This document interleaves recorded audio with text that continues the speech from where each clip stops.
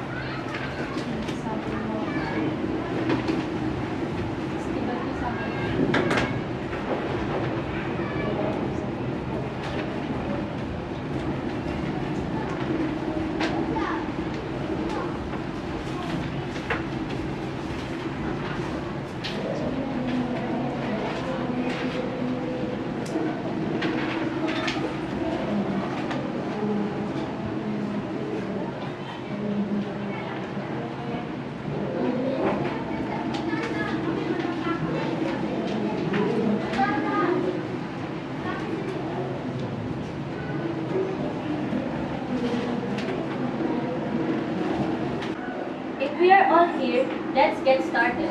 First of all, I'd like you to please join me in welcoming Ms. Aquino, our Vice President. Thank you for having me. I'm looking forward to this meeting. Thank you. I'd also like to introduce our Information Technology Manager, Mr. Jude Villanueva. Thank you. May I also introduce my assistant, Ms. Herna. Welcome, Ms. Herna. I'm afraid our National Sales Director, Liza Soberano, can't be with us today. She's in Kobe at the moment, developing our Far East sales force. Now, I would like to have Ms. Airryl Mendrije to conduct our roll call. Ms. Chrischell Corado, our President. Ms. Aquino, our Vice President. Mr. Jude Villanueva, our IT Manager. And Ms. Herna, his assistant. And Ms. Kriscelma Calipusan, our Supervisor. And Ms. Jona Velasco, our employee representative, and Mr. Brent Mendoza, our treasurer. Thank you. Let's get started. We are here today to discuss ways of improving sales in rural market areas. First, let's go over the report for the last meeting, which was held on January 9th. Right, Ms. Aquino, over to you. Thank you, Chairman. Let me just summarize the main points from last meeting. We began the meeting by approving the changes in sales reporting system discussed on January 9. After briefly revising the changes will take place, we move on a brainstorming session concerning after-sales customer support improvements. You'll find a copy of main ideas developed and discussed in these sessions and photocopies in front of you. The meeting was closed at 11:30 a.m. Thank you, Ms. Aquino. So, there's nothing else we need to discuss. Let's move on to today's agenda. Have you all received a copy of today's agenda? Yes. If you don't mind, I'd like to skip item number 1 and move on to item 2. Sales improvement in rural market areas has kindly agreed to give us a report on this matter, Ms. Calipusan. Before I begin the report, I'd like to get some ideas from all of you. How do you feel about rural sales in your sales districts? I suggest we go around the table first to get all of your input.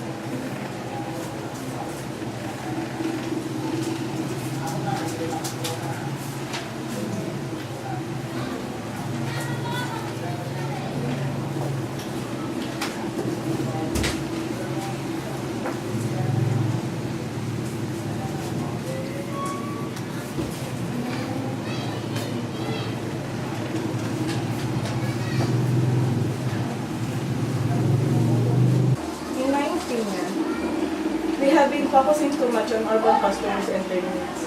The way I see things, we need to return to our rural base by developing an advertising campaign to focus on their particular needs. I'm afraid I can agree with you.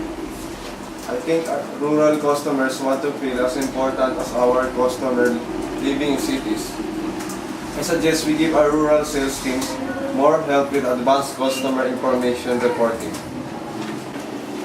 Excuse me, I didn't catch that. Can you repeat that, please? I just stated that we need to give our rural sales team better customer information reporting. I don't quite follow you. What exactly do you mean?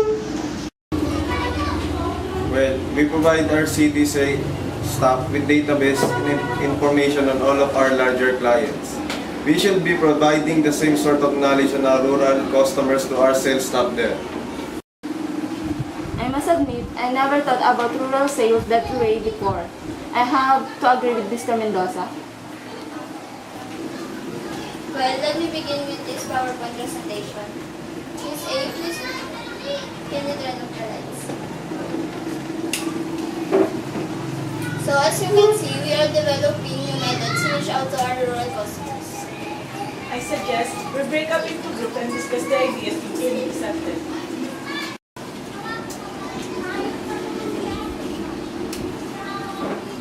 Unfortunately, we are running short in time. We'll have to leave that to another meeting. Before we close, let me just summarize the main points. First, rural customers need more help to feel more value. Second, our sales teams need more accurate information on our customers. Third, a survey will be completed to collect data on spending habits in these areas. Fourth, the result of this survey will be delivered on our sales team.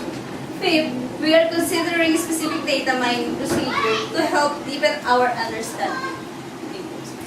Thank you very much, Ms. Mendrije. Right, it looks as though we've covered the main items. Is there any other business? Can we fix the next meeting, please? Good idea, Mr. Villanueva. How does Friday next week's time sound to everyone? Let's meet at the same time, 9 o'clock. Is that okay for everyone? Yes. Excellent. I'd like to thank Mr. Villanueva and Ms. Herna for coming to our meeting today. Meeting adjourned. Thank